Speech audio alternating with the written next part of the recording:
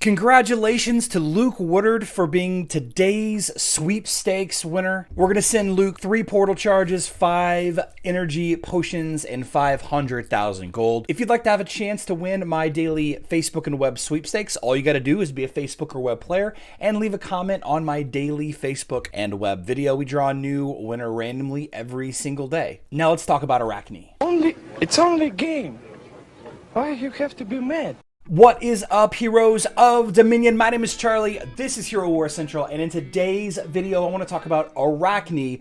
Used to be a noob trap. In fact, one of my earliest videos was telling people not to get into Arachne because of how terrible and how much of a noob trap she was. If you don't remember the Arachne Soulstone promotion that you got once you defeated the Chapter 1 boss, for like 12 or 24 hours, you got extra Arachne Soulstones as a benefit to completing additional missions. Now, the reason for that was to get people to stay longer and then log back in later on today or first thing tomorrow once you've got some more energy. This was a player retention promotion, and it's still active as far as I know. It's also a really fantastic way to get an absolute star hero basically on day 1 if you plan it out, and start getting Jet Soulstones basically on day 1. But it's really only going to be effective if you're playing a brand new account, and I'm talking day 1 brand new, right? If you're anything beyond that, it's not going to be helpful at all. So Arachne is getting a basic Soulstone event on the 29th of March. It will start at 2 a.m. UTC for web players and 5 a.m. UTC for Facebook players. That's 9 p.m. Central Time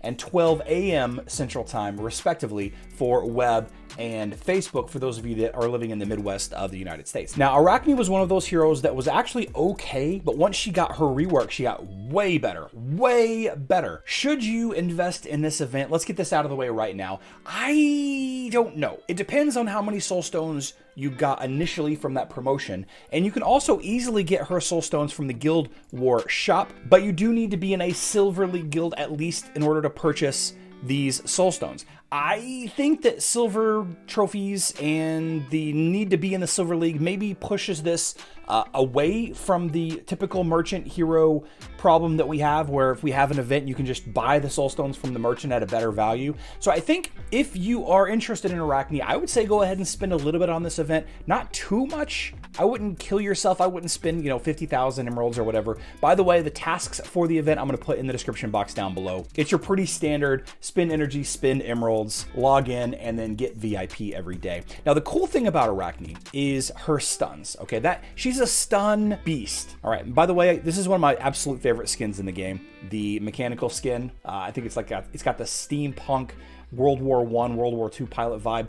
Forgive me, war history people. I don't remember what the looks were. But she's got 2 stun skills and 2 pure damage skills. Hyper jump will jump towards the lowest health enemy, stunning that enemy, dealing damage, and hitting nearby enemies with that stun for 5 seconds. So this is an area of effect magic attack plus stun. 95% magic attack modifier is great.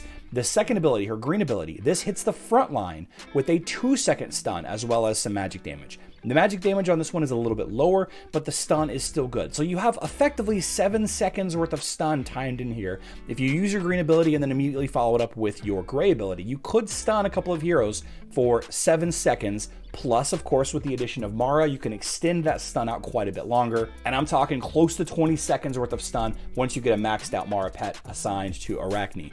Then you have Minefield, which hits nearby enemies with pure damage. 25% magic attack is okay because it's a pure damage attack. And then finally, this Violet ability, if the target's health drops below 20% during hyper jump, Arachne deals extra pure damage. So she has 2 really main functions here. She is a great stun hero, right, like I mentioned, but she also is really good at assassinating low health targets, really putting the end into one of those low health targets. Now, unfortunately, Sebastian just completely counters this hero. And if not Sebastian, then Isaac. All of her attacks are magic damage. They hit multiple allies. So if you just use Isaac against her, you're going to silence her for effectively a large amount of the fight. But that's okay, because the reason why I'm suggesting to build up an Arachne for you for the future, maybe not today, but for the future, is if you go up against an enemy team that does not have Sebastian, or that does not have Isaac, or does not have either of them, Arachne will effectively stun lock the enemy team into oblivion, letting your team do whatever they want to do. She does have this magic penetration artifact that you can add in. This will boost the damage output of your other mages, like your Helios or your Kai, or really any other mage that you'd like. How I would use Arachne personally would be in a situation where I jumped into the arena and, okay, so here's an example right here. Ariston does not have a Sebastian or an Isaac. So what I could do with this lineup here is I could throw in Arachne. Let me find my Arachne real quick. I apologize. Arachne, and then maybe Kai. Now the cool thing about Kai, and this is a Facebook and web specific video we're talking about here, so just be mindful of that, mobile players. The Andvari is way different on mobile. This team would be terrible against this team on mobile, but it's a little different. So you have this lineup here. Kai does a lot of really fast damage. Arachne is going to be doing a lot of stuns as well as a lot of magic penetration artifact boosts, which is going to boost your Kai's damage output. Kai's also going to be boosting Kark's damage output because Kai is knocking enemies up in the air. This is just an example. I could easily sub in Arachne as my support hero, like I would sub in Isaac, or maybe I would sub in Nebula, or maybe I would sub in Jorgen, or all of these other heroes. Maybe I would sub in Helios. That support hero slot, that fifth slot that you can, that's like a flex spot, you can absolutely drop Arachne in there to stun lock an enemy that does not have a Sebastian. Let's take a look at this example from this fight that I posted yesterday. This is the Iris Yaz testing that I did. We're gonna go ahead and use the same basic lineup. We're gonna use my Martha and my Kark. We could use Helios to counter this team, but we're not going to. We're going to use Astaroth as the tank, Arachne for the support, and let's go ahead and use Kai just for the fun of it. I know that Kai is going to suffer against Corvus because of his altar, but the cool thing about Kai, and indeed Arachne, is that they both have pretty good vampirism, so you don't necessarily need Martha in this lineup. Kai has high vampirism, Arachne has high vampirism, Kark has a self-heal whenever he does physical damage. You may not actually need Martha in this lineup, but we're just going to leave her in here just because I don't want to change things up too much. And for the pet, we're just going to typically go with Axel. And this is going to be an auto mode, but I want you to pay attention to how often the enemy team is stunned in this. And I don't know specifically how effective it's going to be against undead Yasmin in this exact lineup, but this is an excellent opportunity to kind of show it off, because you're going to come up against a lot of enemy Yasmins. If you can keep the enemy Yasmin stunned, because she is kind of in that front line. See, she's stunned, she's stunned, she's still stunned for a while, still stunned. What's happening here? Okay, the stun finally broke. That was a forever amount of time that she was stunned there. And Kai's going to go ahead and use his ultimate again. That's going to be some more magic damage, more Kai damage, and Kark is just cleaning things up. Kark hasn't even, okay, so Andvari countered my Kark there. Kark wasn't able to use his ultimate, but as soon as he becomes unstunned, okay, there was another frontline stun from Arachne, and there's another frontline stun from Arachne. There's another frontline stun for Arachne, hitting Corvus, Andvari, and Morgan. You can see that the enemy team is barely doing anything here. They're just not doing anything. There's another frontline stun from Arachne. Now, this is a highly defensive team that we got here. The enemy Martha is able to do a lot of work. I wish that Kai's ultimate ability actually knocked over the enemy totems, but it does not. We're going to need some serious pure damage output from Arachne and some serious Kark hits. Maybe the speed up for Martha will really help.